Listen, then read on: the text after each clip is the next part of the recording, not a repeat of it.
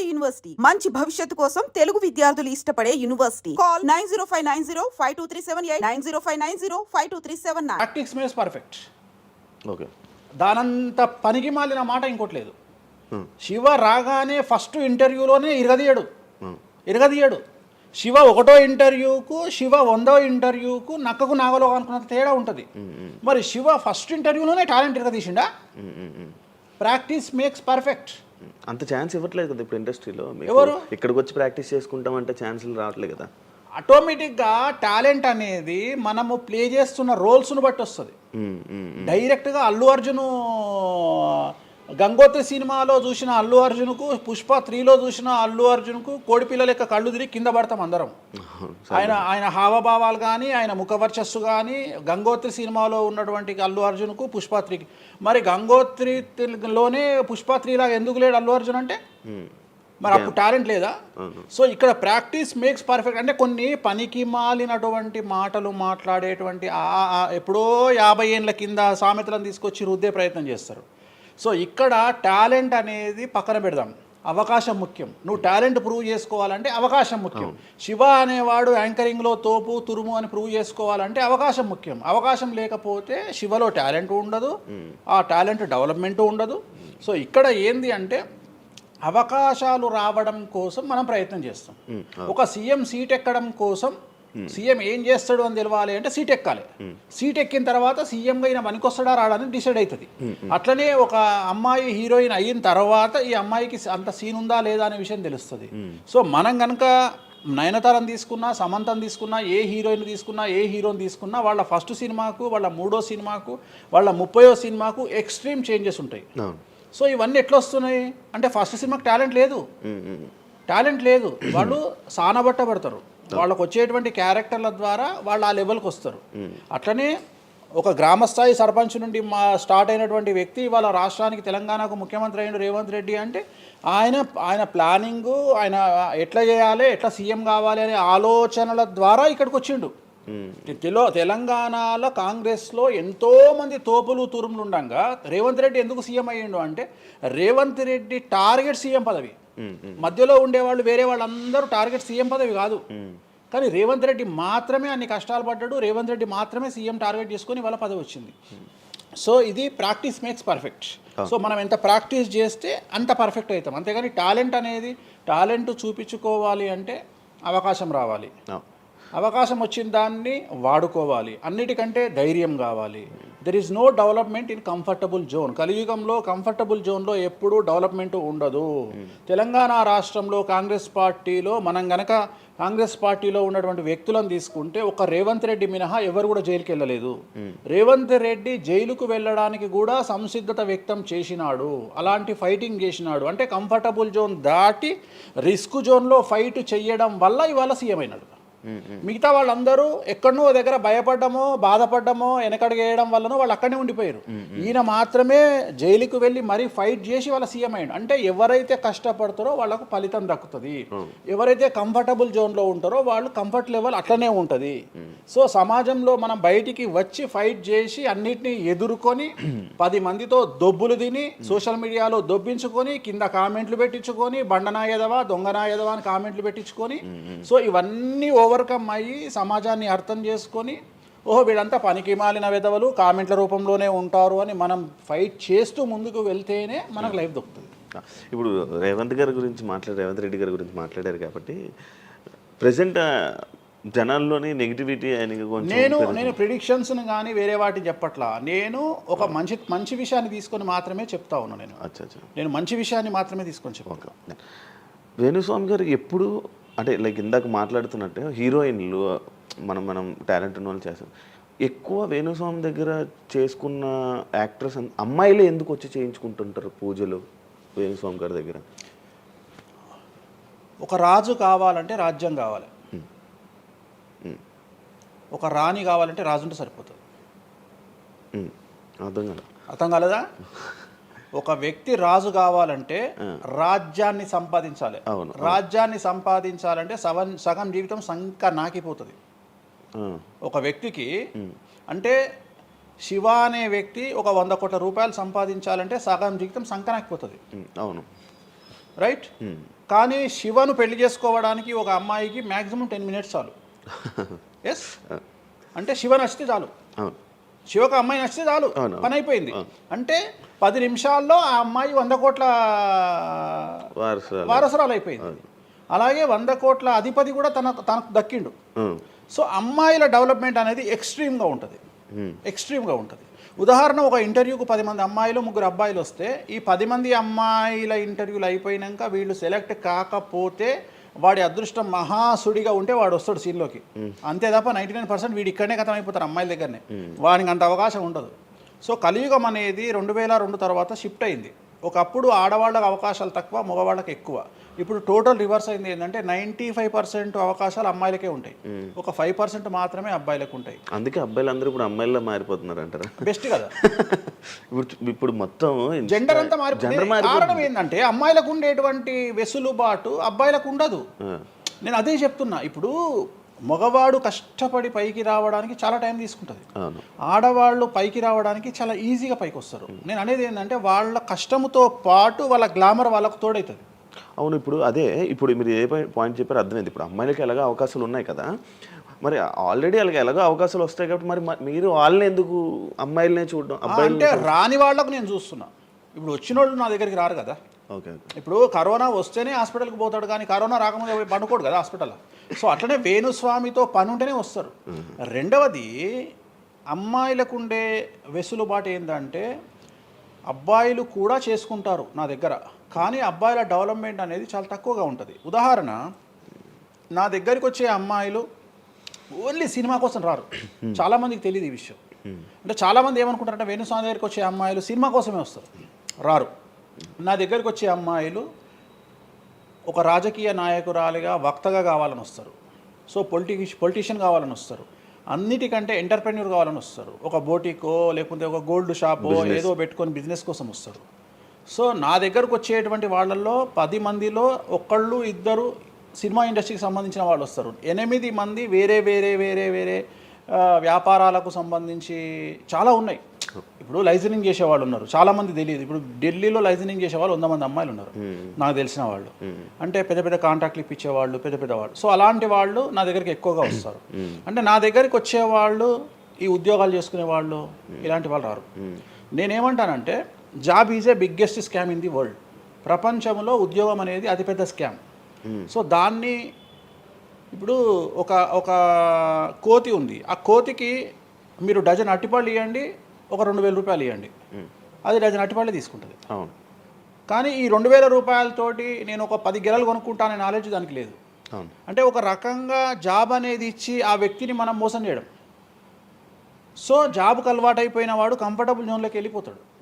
So నేనేం చెప్తా అంటే ఆ జాబు నుండి మనమే 100 జాబులు ఇచ్చే స్థాయికి ఎదగాలి అనే కసి ఉండి అక్కడికి వెళ్ళాలి. ఆ కసి ఉంటేనే పని లేదు. కలియుగంలో కష్టపడి అనే మాట మాట్లాడితే దానంత దరిద్రం ఇంకోటి లేదు. ప్రపంచంలో అతి పెద్దగా ఎక్కువగా కష్టపడేది గాడిది. అది ఈ పాటికి ఎక్కడో ఉండాలి, అది లేదు. రైట్. సో మనం కష్టపడడం కాదు, బ్రెయిన్తో పని చేయాలి. కష్టంతో పాటు బుర్ర ఉండాలి. కష్టం అనేది పనిచేయదు. నేను ఏమంటున్నానంటే ఈ ప్రపంచంలో బాగా కష్టపడేటువంటి మనిషి డ్రైనేజీలోకి దిగి పనిచేసేటువంటి సేవకుడు.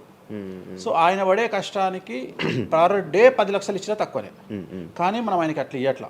అంటే ఇక్కడ బ్రెయిన్తో పనిచేసే వాడికే డబ్బు మిగులుతుంది. నేను మాట్లాడేది బ్రెయిన్తో. కానీ అమ్మాయిలకు బ్రెయిన్ కంటే కూడా వాళ్ళ అందముతో పనిచేస్తే డబ్బులు దొరుకుతాయి. ఇప్పుడు ఇప్పుడు మనం ఉన్నాం, నువ్వో నేను ఒక ఇన్స్టాగ్రామ్లో పోస్ట్ పెడితే ఎవరు చూడు. అదే ఒక అమ్మాయి పెడితే 2 మిలియన్లు వెళ్ళిపోతుంది. ఇప్పుడు అదే కదా జరిగేది. ఇప్పుడు బెట్టింగ్ యాప్స్లోకి వీళ్ళు ఎందుకు వచ్చారు అంటే వాళ్ళను ట్రాప్ చేసేవాడు కూడా ఈ అమ్మాయిలకు 2 మిలియన్ల ఫాలోవర్స్ ఉన్నారు, కనీసం 1 మిలియన్కు రీచ్ అవుతుంది వీళ్ళ వీడియో అనే ఉద్దేశంతో పెట్టిస్తున్నాడు. సో పెట్టడం ఎందుకు ఏంటి అనవసరం, పక్కన పెడితే వాళ్ళకుండే క్రేజ్, అమ్మాయిలకు క్రేజ్ అలాంటిది. నేను అదే చెప్తున్నా, ఆ క్రేజ్ అమ్మాయిలకు చాలా ఈజీగా వస్తుంది. ఎందుకంటే గ్లామర్గా ఉండే అమ్మాయిలు చాలా ఈజీగా జనాల్లోకి వెళ్ళిపోతారు. సో చాలా వాళ్ళకు ఉండే అవకాశాలు చాలా ఎక్కువ. ఇప్పుడు రీసెంట్ మీరు బెట్టింగ్ యాప్ ఇన్ని రోజులు లేని బెట్టింగ్ యాప్ అంటే గత 2 సంవత్సరాల నుంచి ఫైట్ చేస్తున్నారు బెట్టింగ్ యాప్ల గురించి వీళ్ళు. సడన్గా ఇప్పుడు సెలబ్రిటీలు అందరూ బెట్టింగ్ యాప్లు ఇరుక్కుంటున్నారు.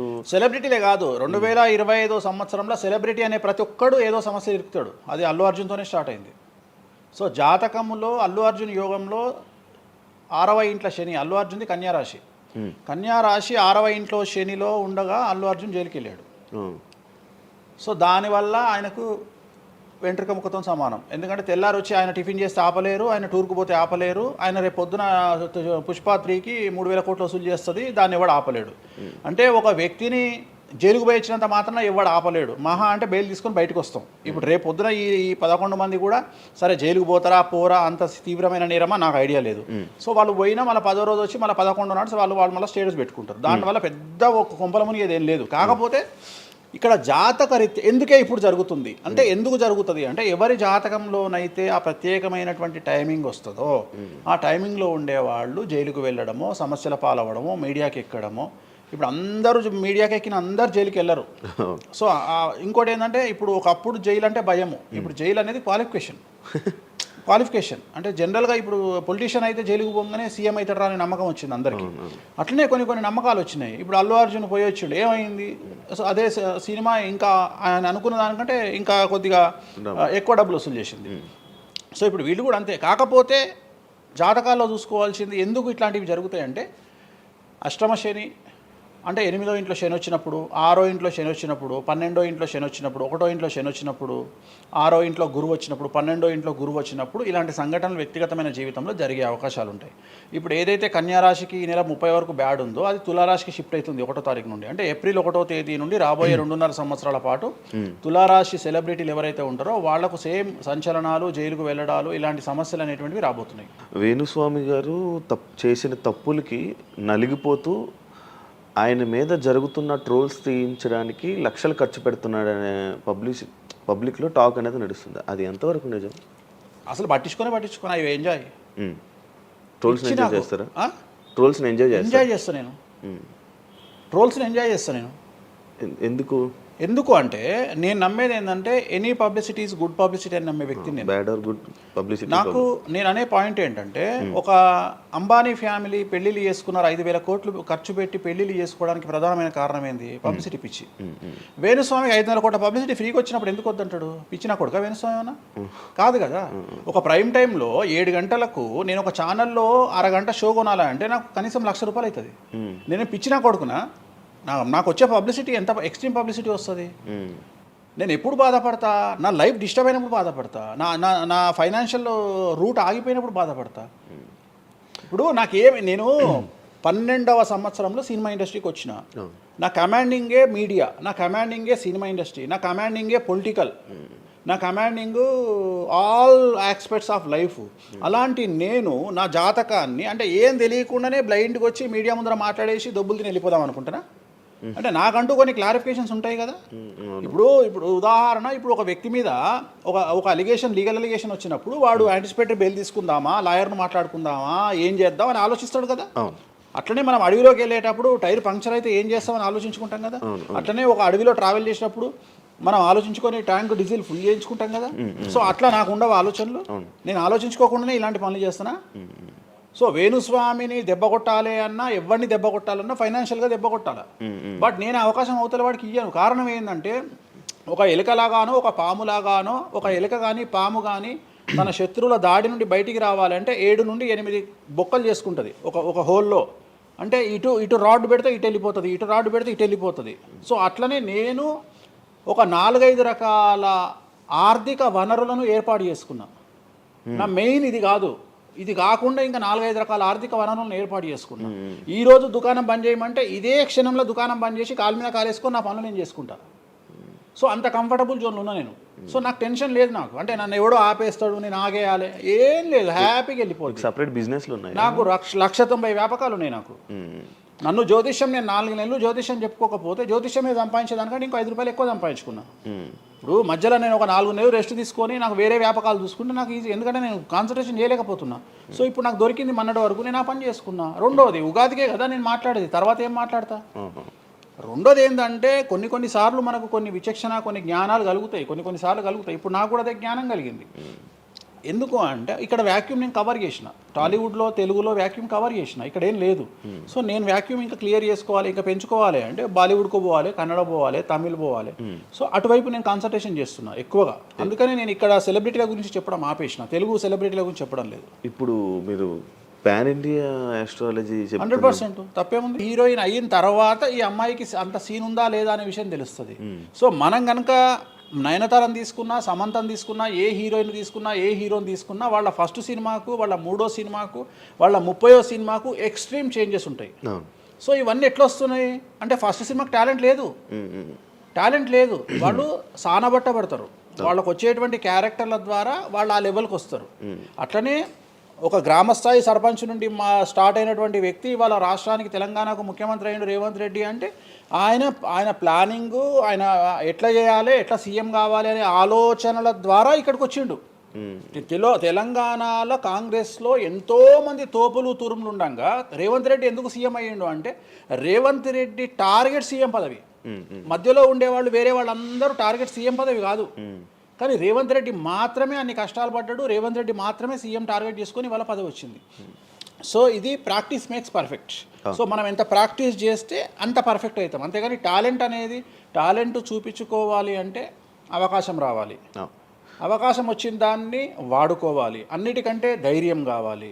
There is no development in comfortable zone. కలియుగంలో కంఫర్టబుల్ జోన్లో ఎప్పుడూ డెవలప్మెంట్ ఉండదు. తెలంగాణ రాష్ట్రంలో కాంగ్రెస్ పార్టీలో మనం గనక కాంగ్రెస్ పార్టీలో ఉన్నటువంటి వ్యక్తులను తీసుకుంటే ఒక రేవంత్ రెడ్డి మినహా ఎవరు కూడా జైలుకి వెళ్ళలేదు. రేవంత్ రెడ్డి జైలుకు వెళ్ళడానికి కూడా సంసిద్ధత వ్యక్తం చేసినాడు, అలాంటి ఫైటింగ్ చేసినాడు. అంటే కంఫర్టబుల్ జోన్ దాటి రిస్క్ జోన్లో ఫైట్ చేయడం వల్ల ఇవాళ సీఎం అయినాడు. మిగతా వాళ్ళందరూ ఎక్కడనో దగ్గర భయపడ్డమో బాధపడ్డమో వెనకడిగేయడం వల్లనో వాళ్ళు అక్కడనే ఉండిపోయారు. ఈయన మాత్రమే జైలుకు వెళ్ళి మరీ ఫైట్ చేసి వాళ్ళ సీఎం అయ్యాడు. అంటే ఎవరైతే కష్టపడతారో వాళ్ళకు ఫలితం దక్కుతుంది, ఎవరైతే కంఫర్టబుల్ జోన్లో ఉంటారో వాళ్ళు కంఫర్ట్ లెవెల్ అట్లనే ఉంటుంది. సో సమాజంలో మనం బయటికి వచ్చి ఫైట్ చేసి అన్నిటినీ ఎదుర్కొని 10 మందితో దొబ్బులు తిని సోషల్ మీడియాలో దొబ్బించుకొని కింద కామెంట్లు పెట్టించుకొని బండనాయదవా దొంగనాయదవా అని కామెంట్లు పెట్టించుకొని సో ఇవన్నీ ఓవర్కమ్ అయ్యి సమాజాన్ని అర్థం చేసుకొని ఓహో వీళ్ళంతా పనికి మాలిన వెధవలు కామెంట్ల రూపంలోనే ఉంటారు అని మనం ఫైట్ చేస్తూ ముందుకు వెళ్తేనే మనకు లైఫ్ దొరుకుతుంది. ఇప్పుడు రేవంత్ రెడ్డి గారి గురించి మాట్లాడారు కాబట్టి ప్రజెంట్ జనాల్లోని నెగిటివిటీ నేను ప్రిడిక్షన్స్ని కానీ వేరే వాటిని చెప్పట్లా. నేను ఒక మంచి విషయాన్ని తీసుకొని మాత్రమే చెప్తా ఉన్నాను. నేను మంచి విషయాన్ని మాత్రమే తీసుకొని చెప్తాను.